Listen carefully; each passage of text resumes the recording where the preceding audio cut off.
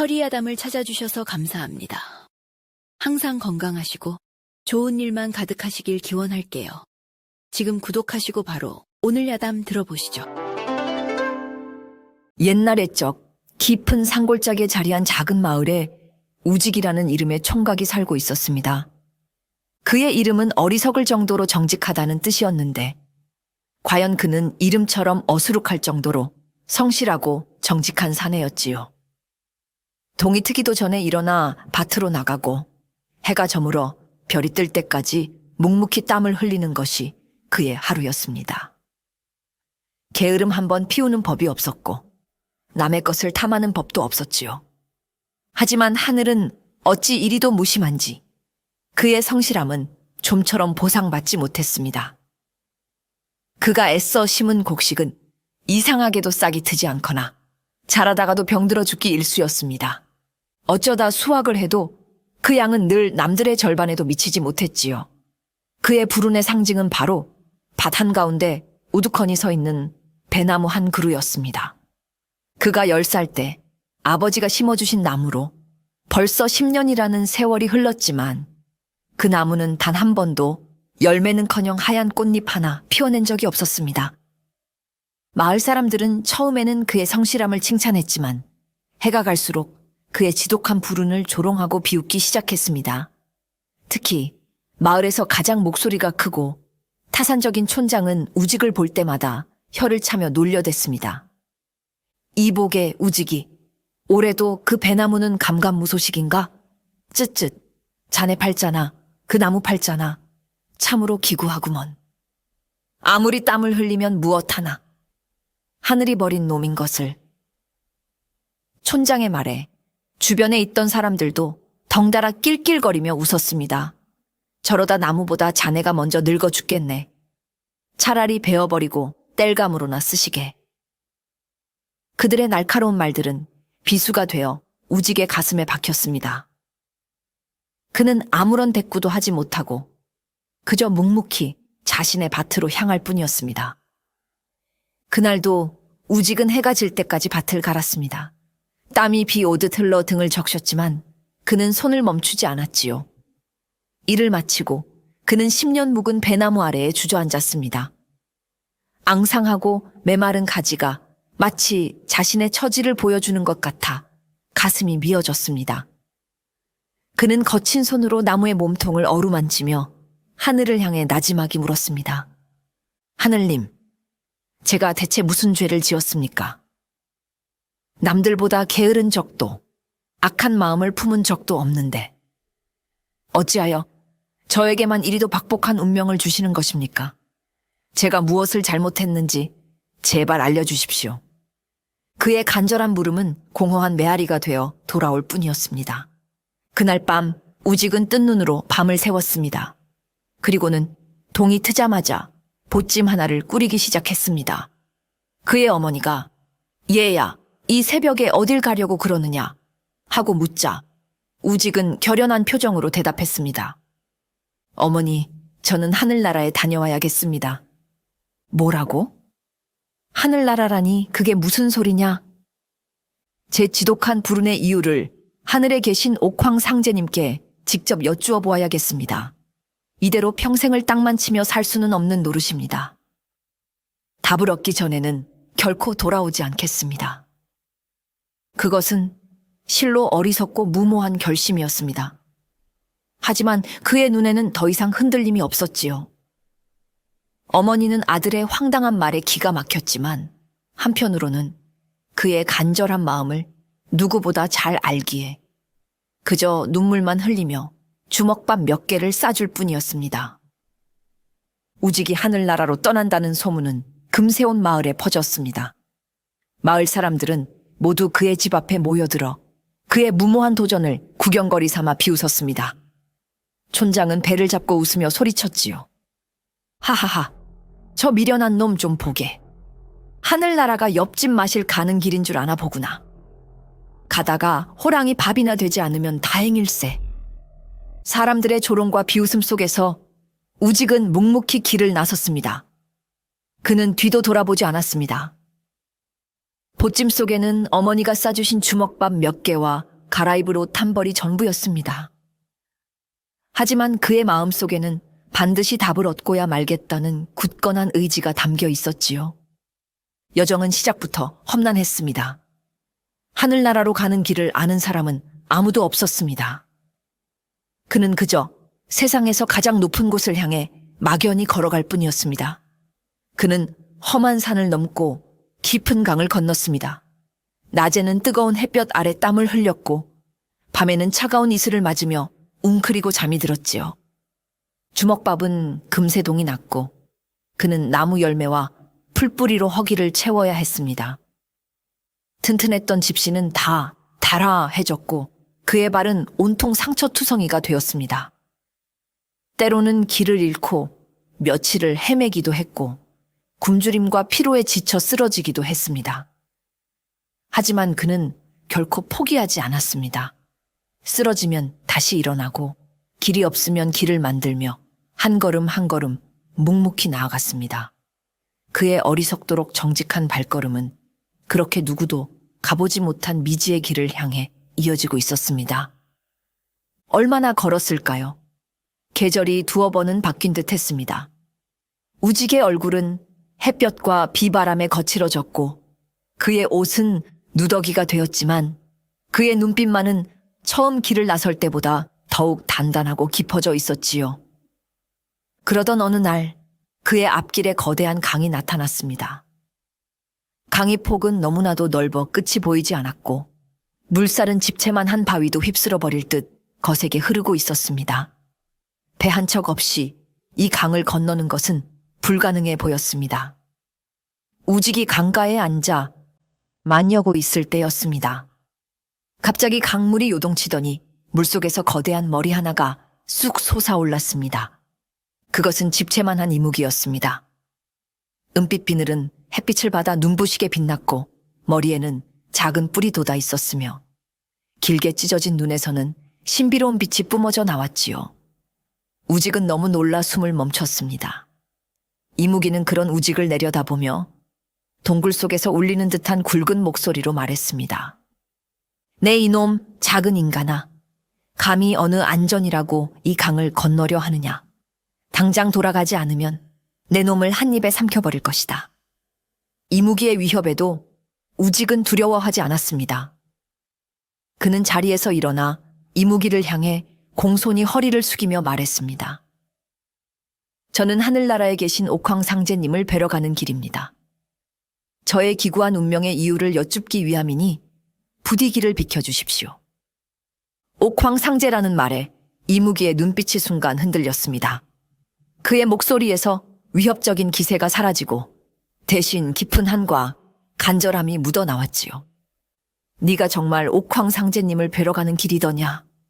그렇습니다. 이무기는 깊은 한숨을 내쉬었습니다. 그렇다면 내 너에게 한 가지 부탁이 있다. 나는 이 강에서 1000년을 수행하며 용이 되어 하늘로 오를 날만을 기다려왔다. 허나 어찌 된 일인지 1000년이 훌쩍 넘도록 나는 용이 되지 못하고 이 강에 갇혀 있구나. 부디 옥황상제님을 뵙거든 내가 용이 되지 못하는 그 이유를 대신 좀 물어봐 다오. 이무기의 목소리에는 1000년의 기다림이 담긴 깊은 고뇌가 서려 있었습니다. 우직은 그의 간절한 마음을 느낄 수 있었지요. 네가 내 부탁을 들어준다면 내 너를 이 강 건너편으로 안전하게 보내줄 것이다. 어찌하겠느냐? 우직은 조금의 망설임도 없이 대답했습니다. 알겠습니다. 제가 꼭 여쭈어보고 그 답을 전해드리겠습니다. 우직의 대답에 이무기는 만족스러운 듯 고개를 끄덕였습니다. 그리고는 거대한 등을 우직의 앞에 내어주었지요.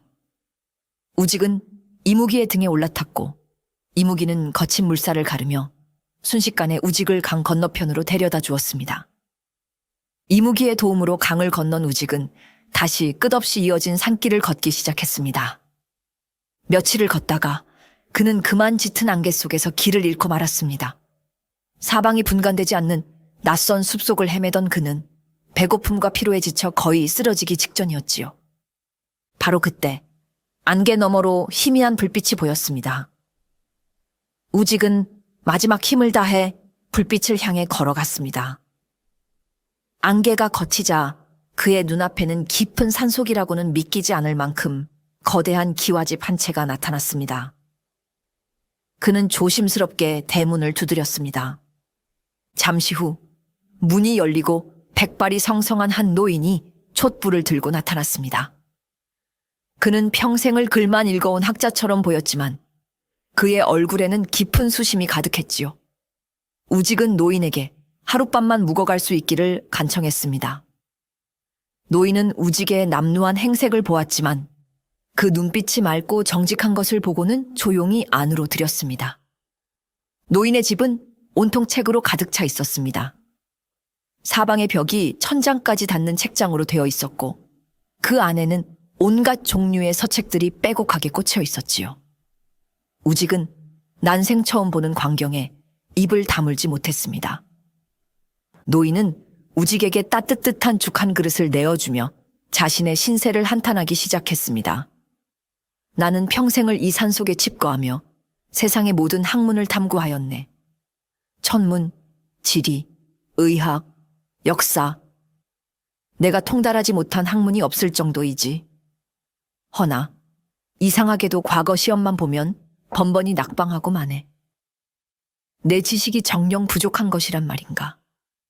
노인의 목소리에는 평생의 노력이 인정받지 못하는 것에 대한 깊은 고뇌와 좌절감이 묻어 나왔습니다. 그는 뜬 눈으로 밤을 새우며 풀리지 않는 의문에 괴로워하고 있었습니다. 우직은 노인의 이야기를 듣고 자신이 하늘나라로 가는 길임을 밝혔습니다. 옥황상제라는 말을 들은 노인의 눈이 번쩍 뜨였습니다. 그는 우직의 손을 덥석 잡으며 간절하게 부탁했습니다. 젊은이, 자네가 정말 옥황상제님을 만난다면 내 평생의 한을 좀 풀어주게나. 내가 어찌하여 뜻을 이루지 못하는지 그 이유를 꼭 좀 대신 여쭈어봐 주게. 우직은 노인의 학문에 대한 열정과 깊은 고뇌를 보며 그를 진심으로 돕고 싶다는 마음이 들었습니다. 자네가 내 부탁을 들어준다면 내 보답으로 이 집에 있는 나의 평생의 지혜가 담긴 서책들을 모두 자네에게 주겠네. 비록 벼슬길에는 오르지 못했으나 이 지식들이 세상을 살아가는데 큰 도움이 될 것이야. 우직은 고개를 끄덕이며 약속했습니다. 알겠습니다, 어르신. 제가 반드시 그 답을 알아오겠습니다. 다음 날 아침, 우직은 노인의 배웅을 받으며 다시 길을 떠났습니다. 그의 발걸음은 무거웠지만 마음속에는 이무기와 노학자를 도와야 한다는 새로운 책임감이 더해져 있었습니다. 깊은 산을 벗어난 우직은 이제껏 보지 못했던 크고 번화한 마을에 다다랐습니다. 그런데 마을의 분위기가 어딘지 모르게 슬픔에 잠겨 있는 듯했지요. 길가의 사람들은 모두 얼굴에 수심이 가득했고 마을에서 가장 큰 기와집 앞에서는 많은 사람들이 모여 웅성거리고 있었습니다. 우직이 궁금하여 한 사람에게 무슨 일이 있는지 묻자 그가 한숨을 쉬며 대답했습니다. 이 마을에서 가장 큰 부자인 대감댁 외동딸이 태어날 때부터 말을 하지 못한다오. 대감마님이 딸의 병을 고치기 위해 온갖 명의와 영약을 다 써보았지만 아무 소용이 없었다지. 저리도 곱고 착한 아가씨가. 참으로 안타까운 일이야. 우직이 대감댁을 바라보자 마침 대청마루에 앉아있는 한 아가씨와 눈이 마주쳤습니다. 그녀의 이름은 소연. 비단 옷을 곱게 차려입은 그녀의 미모는 달나라 선녀처럼 눈이 부셨지만 그 얼굴에는 깊은 슬픔의 그늘이 드리워져 있었습니다. 그녀는 우직을 보며 무언가 간절히 말하고 싶은 듯한 애처로운 눈빛을 보냈지요. 바로 그때 대감이 집 밖으로 나왔다가 행색은 남루하나 눈빛이 범상치 않은 우직을 발견했습니다. 그는 지푸라기라도 잡는 심정으로 우직에게 다가와 사정을 이야기했습니다. 듣자 하니 젊은이는 아주 먼 곳으로 길을 떠나는 중이라 하던데 혹시 하늘의 뜻을 알 수 있는 방도를 아시오? 우직은 자신이 옥황상제를 만나러 가는 길이라고 솔직하게 털어놓았습니다. 그 말을 들은 대감은 마치 구세주라도 만난 듯 우직의 앞에 털썩 무릎을 꿇었습니다.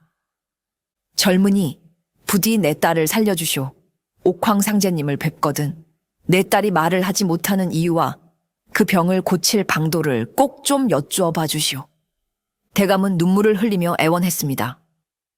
만약 젊은이가 내 딸의 병을 고칠 방도를 알아온다면 내 약속하겠소. 내 전 재산의 절반과 이 세상 누구보다 소중한 내 딸 소연이를 그대에게 주겠소. 부디 이 늙은이의 마지막 소원을 들어주시오. 우직은 차마 그의 간절한 청을 거절할 수 없었습니다. 무엇보다 슬픔에 잠겨 자신을 바라보던 소연 아가씨의 맑고 깊은 눈동자가 계속해서 눈에 밟혔습니다. 그는 반드시 그녀를 구해주어야겠다고 굳게 다짐했습니다. 알겠습니다, 대감마님. 제가 어떻게든 방도를 알아오겠습니다. 우직이 약속하자 소연 아가씨의 슬픈 얼굴에 처음으로 희미한 미소가 떠올랐습니다. 그 미소는 우직의 마음에 깊이 새겨졌습니다. 이제 그의 어깨에는 이무기, 노학자, 그리고 소연 아가씨의 운명까지 세 개의 무거운 약속이 더해졌습니다. 그는 자신의 문제는 까맣게 잊은 채 오직 그들을 도와야 한다는 일념으로 다시 하늘을 향한 발걸음을 재촉했습니다. 소연 아가씨와의 약속을 뒤로하고 우직의 여정은 더욱 험난해졌습니다.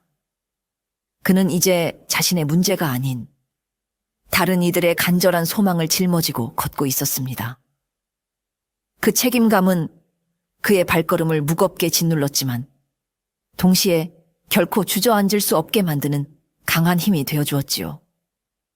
그는 만년설이 덮인 높은 산을 넘었습니다. 사르레는 추위와 굶주림 속에서 몇 번이고 죽을 고비를 넘겼지요. 뜨거운 모래바람이 부는 사막을 건널 때는 갈증으로 쓰러져 신기루를 보기도 했습니다.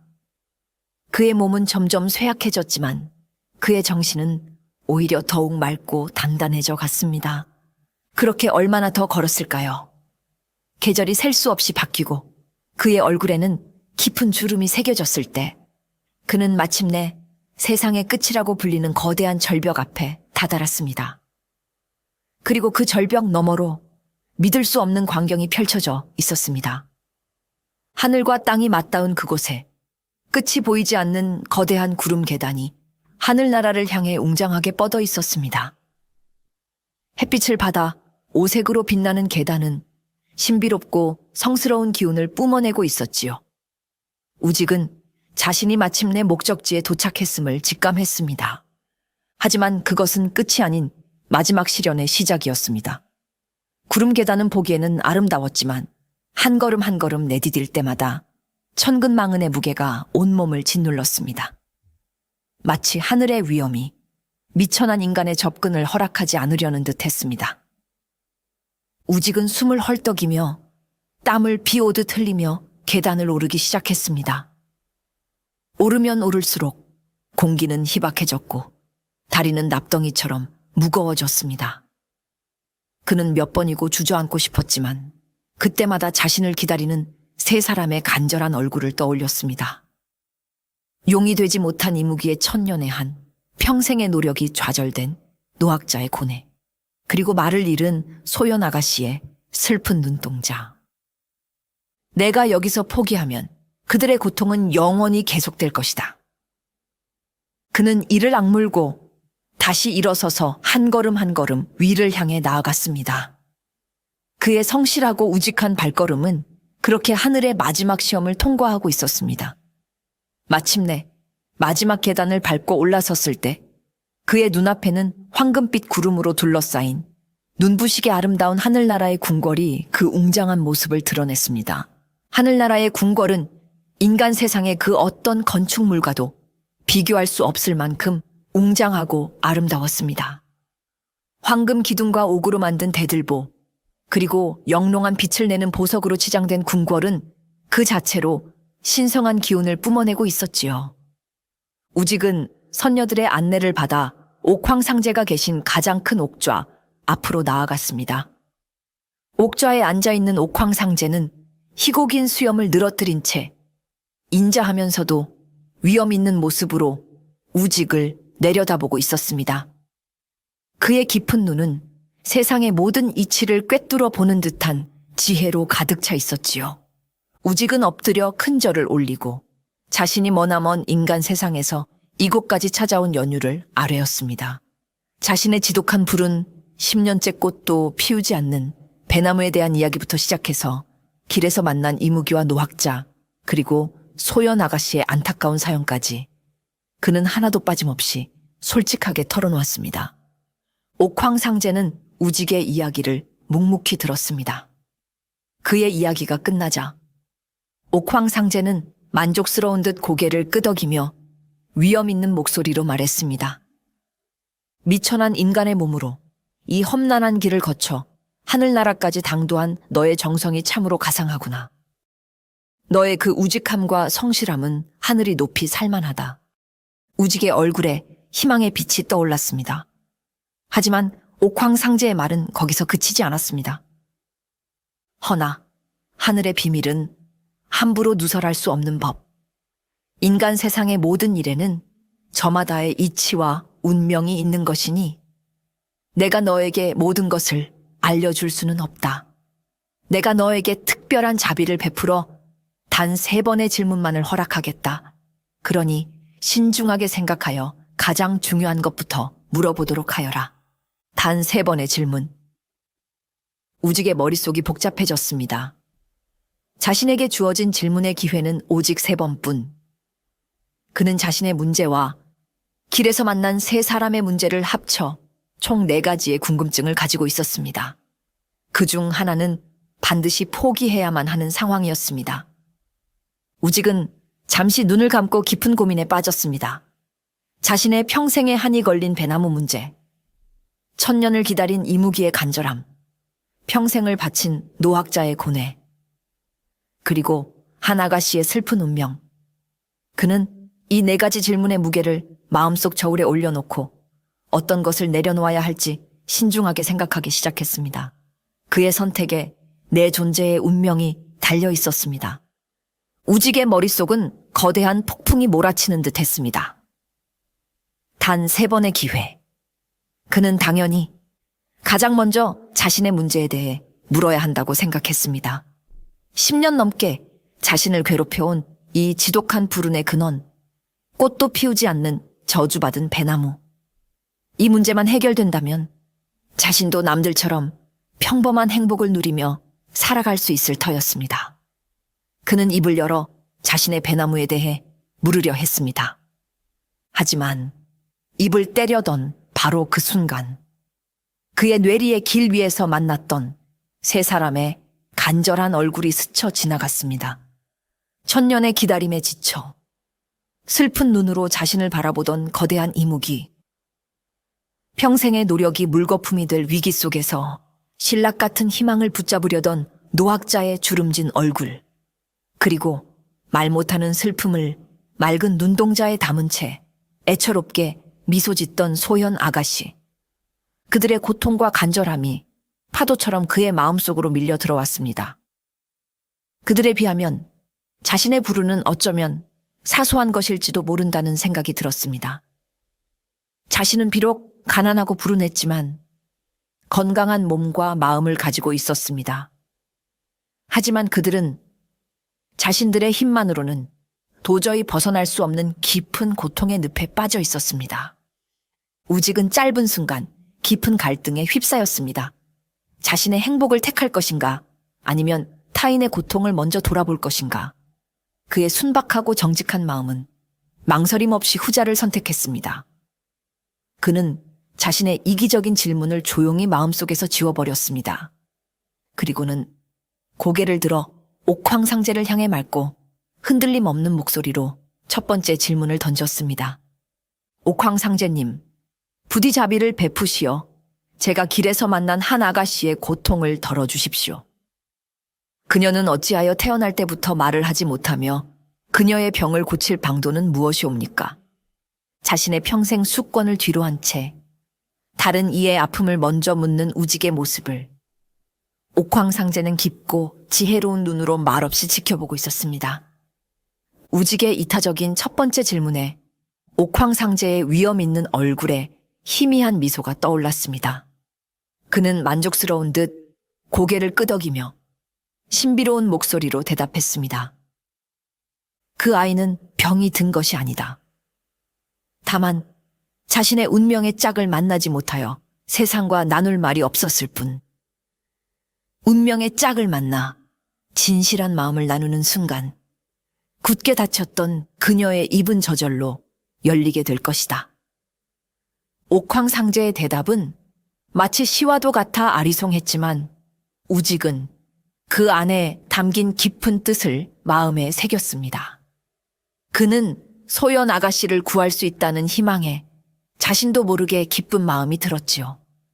그는 감사 인사를 올리고 곧바로 두 번째 질문을 던졌습니다. 이번에도 자신의 것이 아닌 노학자의 질문이었습니다. 옥황상제님, 깊은 산속에서 평생을 학문에만 매진한 한 늙은 학자가 있습니다. 그는 세상의 모든 이치를 통달하였으나 어찌하여 과거 시험에 번번이 낙방하는 불운을 겪고 있는지요. 옥황상제는 우직의 두 번째 질문에도 막힘없이 대답했습니다. 그 학자는 참으로 어리석구나. 그는 지식을 머릿속에 쌓아두기만 할 뿐 그것을 세상에 베풀 줄을 모른다.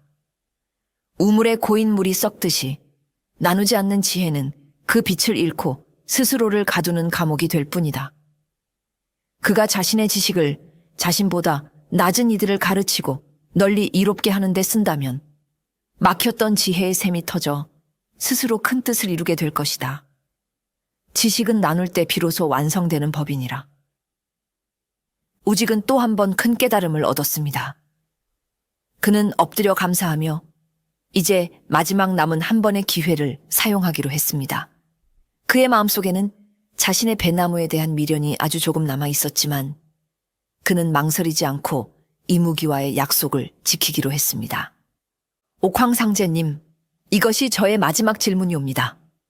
1000년을 수행하고도 용이 되지 못한 채 강물에 갇혀 한탄하는 이무기가 있습니다. 부디 그가 용이 되어 하늘로 오를 수 있는 방도를 알려주시옵소서. 옥황상제는 우직의 마지막 질문까지 듣고 나서야 마침내 크게 웃었습니다. 하하하, 너야말로 참으로 어리석고도 지혜로운 인간이로구나. 너는 3번의 귀한 기회를 모두 남을 위해 썼으니 그 마음 씀씀이가 갸륵하다. 잘 듣거라. 옥황상제는 자애로운 눈빛으로 우직을 내려다보며 마지막 비밀을 알려주었습니다.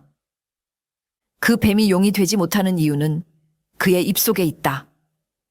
용이 되어 하늘로 오르기 위해서는 단 하나의 여의주만 있으면 족하거늘 그 뱀은 1000년의 세월 동안 과한 욕심을 부려 2개의 여의주를 물고 있느니라. 하나는 자신의 것이나 다른 하나는 그의 승천을 가로막는 무거운 욕심의 덩어리일 뿐이다.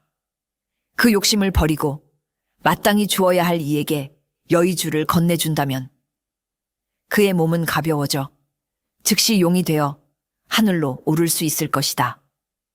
3가지 질문에 대한 답을 모두 들은 우직은 옥황상제에게 땅에 이마가 닿도록 큰 절을 올렸습니다. 비록 자신의 문제에 대한 답은 끝내 얻지 못했지만 그의 마음은 이상하게도 후련하고 가벼웠습니다. 그는 다른 이들의 무거운 짐을 덜어줄 수 있다는 기쁨과 뿌듯함으로 가득 차 있었습니다. 하늘나라에서의 시간이 얼마나 흘렀는지 우직은 알 수 없었습니다. 그가 다시 구름 계단을 내려와 인간 세상에 발을 디뎠을 때 그는 자신이 떠나올 때와 조금도 달라지지 않은 모습이었습니다. 여전히 남루한 옷차림에 빈 보찜뿐인 초라한 행색이었지요. 자신의 문제에 대한 답을 얻지 못했으니 그의 여정은 어찌 보면 실패한 것이나 다름없었습니다. 고향으로 돌아가면 마을 사람들은 또다시 그를 비웃을 터였습니다. 보게, 저 미련한 놈. 하늘나라에 갔다더니 변한 게 하나도 없지 않은가. 하지만 우직의 마음은 결코 빈손이 아니었습니다. 그의 마음속에는 다른 이들의 고통을 해결해 줄 수 있는 3가지 귀한 해답이 담겨 있었습니다. 그는 자신의 불운을 한탄하는 대신 어서 빨리 그들을 만나 이 기쁜 소식을 전해주고 싶다는 생각뿐이었습니다.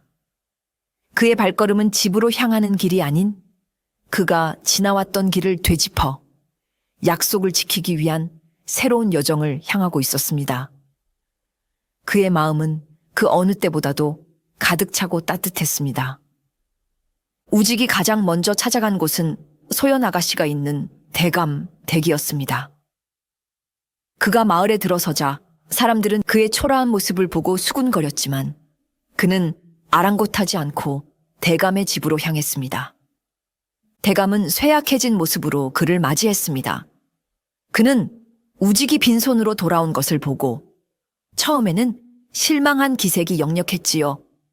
우직은 그에게 옥황상제로부터 들은 말을 그대로 전했습니다. 아가씨는 병이 든 것이 아니라 운명의 짝을 만나지 못했을 뿐이라 하셨습니다. 진실한 마음을 나눌 짝을 만나면 입이 저절로 열릴 것이라고 하셨습니다. 대감은 허망한 표정으로 한숨을 쉬었습니다. 운명의 짝이라니 그 짝을 어디 가서 찾는단 말이오. 바로 그때였습니다. 대청마루에 앉아 모든 것을 듣고 있던 소연 아가씨가 자리에서 일어나 우직의 앞으로 다가왔습니다. 그리고는 모두가 지켜보는 앞에서 맑고 고운 목소리로 그녀의 생애 첫 마디를 내뱉었습니다. 고맙습니다, 서방님. 기적이 일어난 것입니다. 그 순간 대감과 집안 사람들은 모두 경악하여 입을 다물지 못했습니다. 소연 아가씨의 운명의 짝은 먼 곳에 있는 것이 아니었습니다. 바로 그녀를 위해 기꺼이 하늘나라까지 다녀온 정직하고 순박한 총각 우직이었던 것입니다. 대감은 기쁨의 눈물을 흘리며 우직의 손을 잡고 약속을 지켰습니다. 자네야말로 하늘이 보내주신 내 사위일세. 그는 약속대로 자신의 전 재산 절반과 세상에서 가장 아름다운 딸 소연을 우직에게 주었습니다. 우직은 얼떨결에 자신이 구해주려 했던 아가씨의 남편이 되어 평생 만져보지 못할 만큼의 부와 아름다운 사랑을 첫 번째 복으로 얻게 되었습니다. 막대한 재물과 아름다운 아내를 얻었지만 우직은 아직 자신의 여정이 끝나지 않았음을 알고 있었습니다. 그는 아내 소연과 함께 다음 약속의 장소인 깊은 산속 노학자의 집으로 향했습니다. 몇 년 만에 다시 찾아온 노학자의 집은 예전보다 더욱 스산하고 고요했습니다. 노학자는 더욱 쇠약해진 모습으로 여전히 책더미에 파묻혀 있었습니다. 그는 우직을 보더니 희미한 기대를 담아 물었습니다. 그래, 내 문제의 답은 알아왔는가? 우직은 공손히 옥황상제의 말을 전했습니다. 어르신 옥황상제님께서 말씀하시길 어르신의 지혜는 고인물과 같아 그 빛을 잃어가고 있다 하셨습니다. 그 지혜를 세상에 나누고 널리 베풀 때 비로소 막혔던 운이 트이고 큰 뜻을 이루실 것이라 하셨습니다. 그 말을 들은 노학자는 한동안 아무 말 없이 눈을 감고 있었습니다. 그러더니 이내 무릎을 탁 치며 탄식했습니다. 옳구나. 내가 정녕 어리석었구나. 나는 평생을 지식을 쌓는 데만 급급했지. 그 지식을 어찌 써야 하는지는 단 한 번도 생각지 못했다. 진정한 학문의 길은 쌓는 것이 아니라 나누는 것이었거늘. 노학자는 그 자리에서 큰 깨달음을 얻었습니다. 그는 더 이상 과거 시험에 미련을 두지 않았습니다. 대신 다음 날부터 산에서 내려와 가난하여 글을 배우지 못하는 마을 아이들을 위해 작은 서당을 열었습니다. 그는 자신의 평생의 지혜를 아이들을 가르치는데 아낌없이 쏟아부었지요. 아이들의 낭낭한 글 읽는 소리가 울려 퍼지는 서당에서 그는 평생 처음으로 진정한 행복과 보람을 느꼈습니다. 그는 비록 벼슬길에는 오르지 못했지만 모든 이에게 존경받는 위대한 스승이 된 것입니다. 노학자는 감사의 표시로 우직에게 약속했던 자신의 모든 서책을 선물했습니다. 나는 이제 이 책 속의 지식이 아니라 아이들의 눈 속에서 더 큰 지혜를 배우고 있네. 이 책들은 이제 자네에게 더 필요할 것이야. 우직은 그렇게 돈으로는 결코 살 수 없는 세상의 모든 지혜를 두 번째 복으로 얻게 되었습니다. 이제 마지막 약속만이 남았습니다. 우직은 아내 소연과 함께 이무기를 만났던 거대한 강가로 돌아왔습니다. 그가 강가에 도착하여 이무기님, 제가 돌아왔습니다. 하고 외치자 강물이 요동치며 거대한 이무기가 다시 모습을 드러냈습니다. 이무기는 조급한 눈빛으로 물었습니다. 그래, 내 문제의 답은 알아왔느냐? 우직은 옥황상제의 말을 그대로 전해주었습니다. 이무기님, 용이 되지 못하는 이유는 당신의 입속에 있다고 하셨습니다. 당신은 용이 되는데 필요한 여의주를 2개나 물고 있어. 그 과한 욕심 때문에 몸이 무거워 하늘로 오를 수 없는 것이라 하셨습니다. 그중 하나를 버려야만 진정한 용이 될 수 있다고 하셨습니다.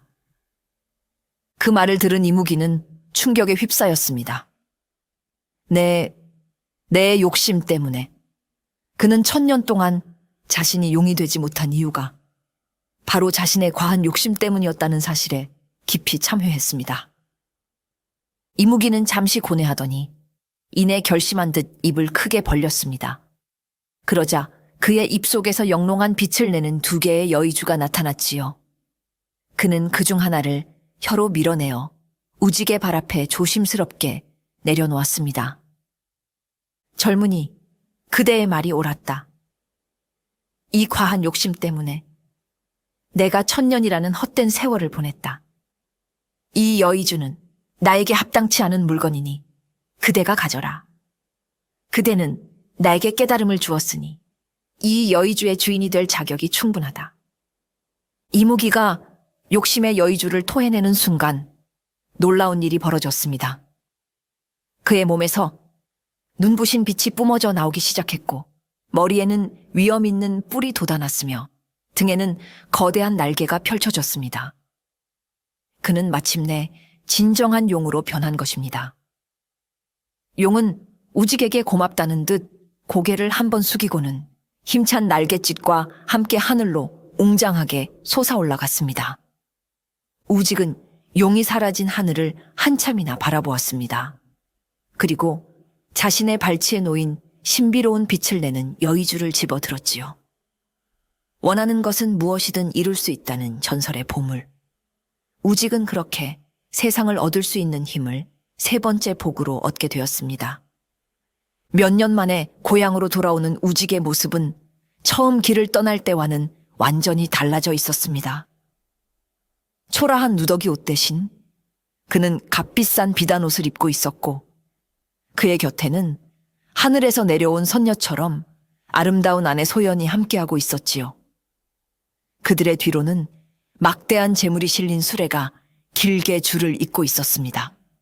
빈손으로 떠났던 산골 총각이 그야말로 금위환향한 것입니다. 마을 어귀에 들어서자 사람들은 처음에는 그가 누구인지 알아보지 못했습니다. 하지만 이내 그의 얼굴을 알아본 한 사람이 놀라움의 참 목소리로 외쳤지요. 저 사람은 하늘나라 간다던 우직이가 아닌가. 그의 외침에 온 마을 사람들이 길가로 쏟아져 나와 믿을 수 없다는 표정으로 우직을 바라보았습니다. 그들은 자신들이 그토록 비웃고 조롱했던 어리석은 총각이 이토록 위풍당당한 대부호가 되어 돌아온 사실을 도저히 믿을 수가 없었지요. 사람들은 저마다 수군거리기 시작했습니다. 세상에, 정말 하늘나라라도 다녀온 모양이구먼.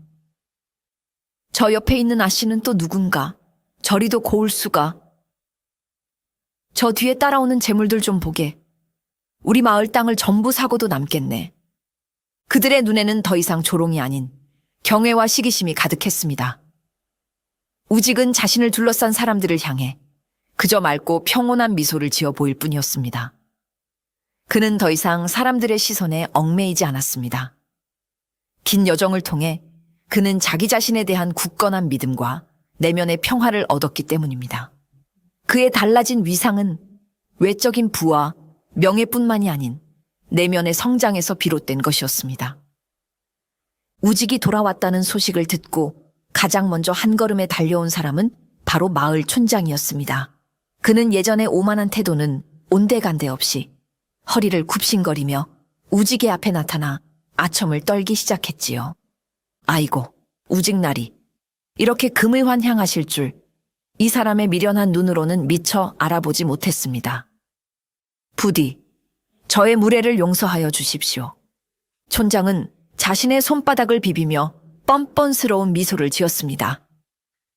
그는 우직이 가진 부와 권세의 빌부터 무언가 이득을 얻어낼 속셈이었지요. 하지만 우직은 그의 아첨에 넘어가지 않았습니다. 그는 촌장을 똑바로 바라보며 조용하지만 힘있는 목소리로 말했습니다. 촌장 어른, 제가 긴 여행을 통해 한 가지 깨달은 것이 있습니다. 복이란 하늘이 점지해 주는 것이 아니라 사람 스스로 짓고 가꾸어 나가는 것이라 들었소.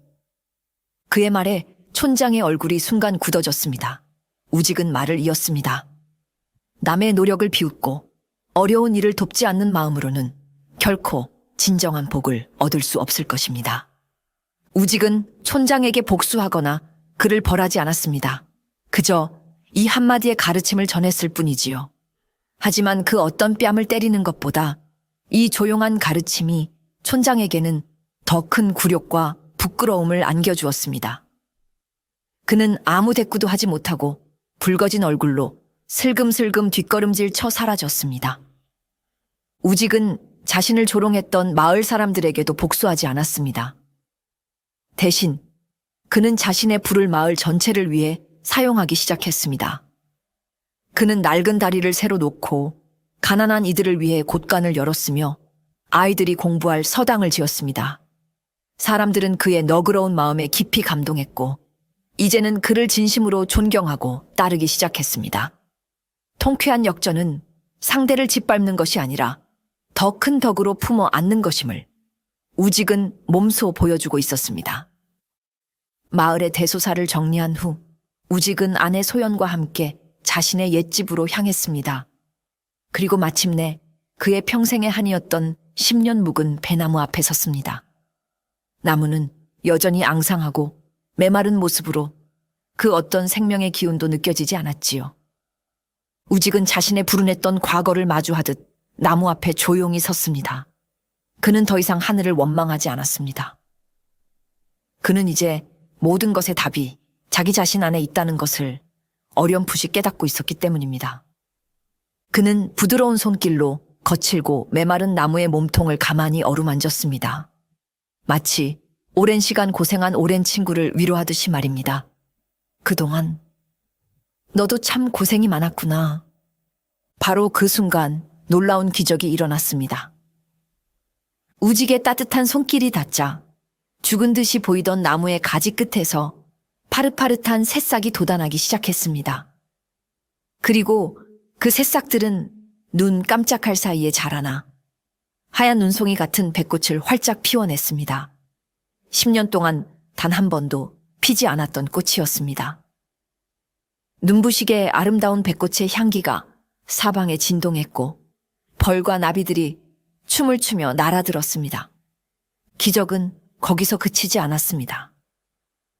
활짝 피었던 꽃잎들이 바람에 흩날리자 그 자리에는 작고 파란 배 열매들이 맺히기 시작했습니다. 그리고 그 열매들은 순식간에 자라나 탐스러운 황금빛으로 주렁주렁 열렸습니다. 앙상했던 배나무가 순식간에 풍요와 생명의 나무로 변한 것입니다. 우직은 그 광경을 넋을 잃고 바라보았습니다. 그리고 마침내 그는 모든 것을 깨달았습니다. 자신의 복은 처음부터 하늘나라에 있었던 것이 아니었습니다. 그것은 바로 자신의 마음 속에 그리고 자신이 걸어온 길 위에 있었습니다. 자신의 문제를 잊고 다른 이들의 복을 빌어주기 위해 떠났던 그 이타적인 여정 속에서 그의 복은 이미 씨앗처럼 심어져 자라고 있었던 것입니다. 그는 하늘의 복을 타러 간 것이 아니라 스스로 복을 지으러 간 것이었습니다. 우직은 이무기가 준 여의주를 품에서 꺼내 들었습니다. 영롱한 빛을 내는 여의주는 원하는 것은 무엇이든 이룰 수 있는 절대적인 힘을 상징하는 물건이었습니다. 보통 사람이라면 이 여의주를 이용해 더 큰 부자가 되거나 왕이 될 꿈을 꾸었을지도 모릅니다. 하지만 우직은 달랐습니다.